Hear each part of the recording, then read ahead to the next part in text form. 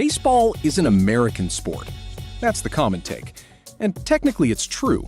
It was born in the States, grew up in the States, seeped into the culture so deep you can't picture a single city from Boston to San Diego without it. But here's the funny part. Some of the most important players in the history of this game aren't American at all. A kid from a fishing village in Panama, a Japanese guy who didn't play a single MLB game until he was 27, a pitcher from a dirt-poor family in the Dominican Republic who threw oranges as a kid because they couldn't afford baseballs, a lefty from a Mexican town with fewer than 200 people. Today, 5 stories, 5 countries, and 1 sport they reshaped. Let's go.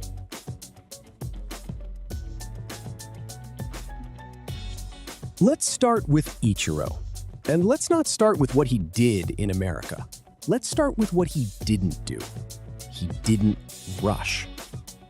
Ichiro was born October 22, 1973, in a suburb of Nagoya, a high school legend.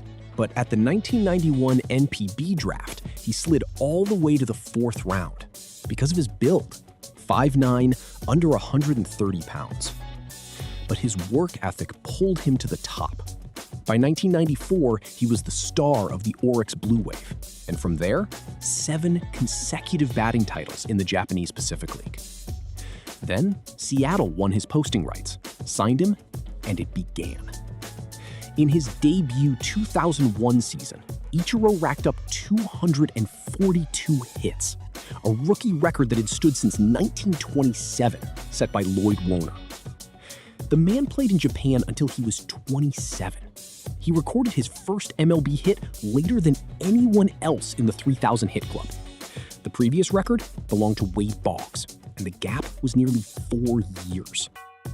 And then, numbers that make you lose your grip on reality. In 2004, he collected 262 hits in a single season, breaking George Sisler's record, and won his second batting title with a .372 average. 10 consecutive seasons with 200 or more hits, an MLB record. Before him, only Pete Rose had 10 such seasons in a career, but not in a row. In 2,653 MLB games, Ichiro never struck out 4 times in a single game. 3 strikeouts in a game, just 22 times, less than 1%. Final tally, 3,089 hits, 509 stolen bases, 10 gold gloves. And if you count Japan, 4,367 hits, more than anyone in the history of professional baseball.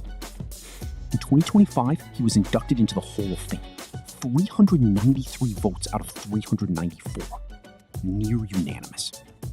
Near.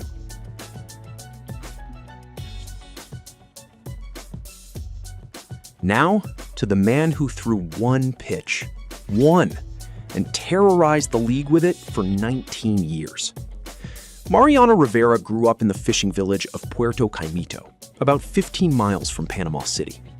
As a kid, he played baseball with cardboard gloves and bats made from tree branches. The Yankees signed him as a free agent on February 17, 1990, for $3,000. $3,000! For the greatest closer in baseball history. Early on, in the small town of Greensboro, things were rough.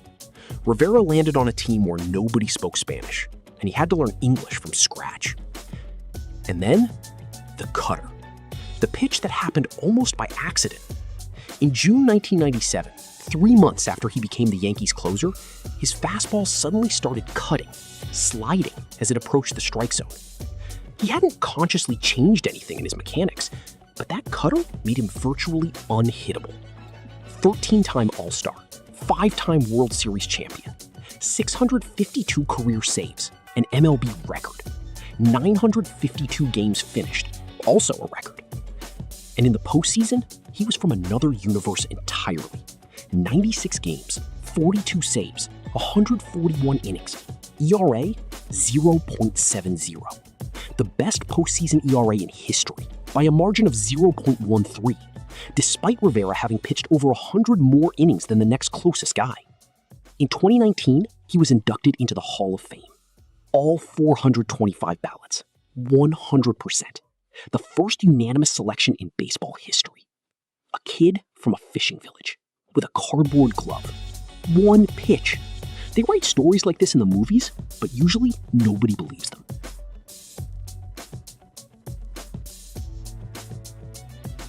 And now, my favorite storyline in baseball history. Because this isn't just a sports story, it's a cultural explosion.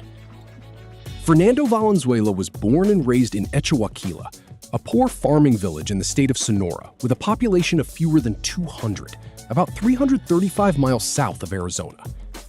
A lefty, nicknamed El Toro, 17 MLB seasons, from 1980 to 1997.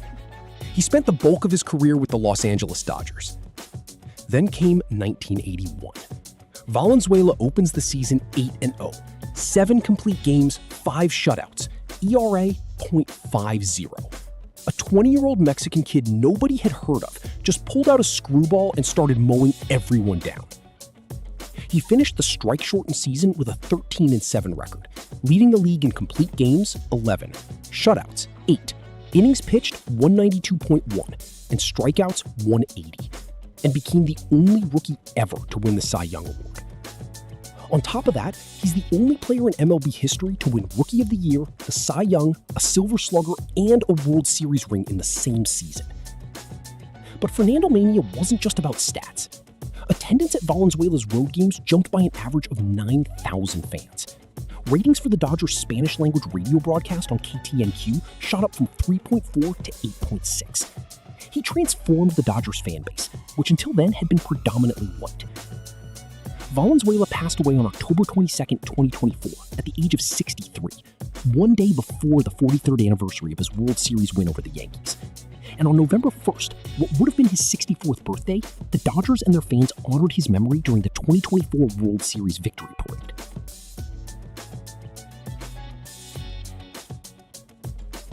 From Mexico to the Caribbean, Pedro Jaime Martinez.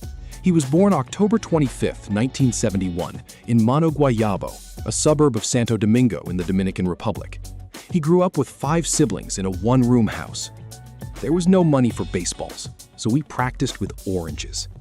His older brother Ramon made it to the Dodgers first, and teenage Pedro carried his bags around camp. One day at camp, Ramon clocked his 14-year-old brother's pitches, 78 to 80 miles per hour. The Dodgers signed him in 1988. In 1993, they traded him to the Montreal Expos, and that's where things got serious. In 1997, in the middle of the steroid era, when every offensive number in the league was through the roof, he put up a 17-8 season with a 1.90 ERA, best in the league. Then came the Boston Red Sox and his peak years. In 1999, Pedro claimed the pitching triple crown, 23 wins, a 2.07 ERA, and 313 strikeouts, all league best. And the 2000 season might have been even better, a 1.74 ERA, 284 strikeouts, and a 0.737 whip, the best single-season mark in history. Career totals, a 219-100 record, .687 win percentage, 5 ERA titles, 6 whip titles, an average of 10.04 strikeouts per 9 innings. At the time of his retirement, he was one of just 4 pitchers with 3,000-plus strikeouts and fewer than 1,000 walks. Many consider him one of the greatest pitchers ever. In 2015, he was inducted into the Hall of Fame on the first ballot, only the second Dominican after Juan Marichal. And here's what makes this story hit even harder. He dominated in the most hitter-friendly park in the league against the juiced-up lineups of the steroid era. No shortcuts, pure craft.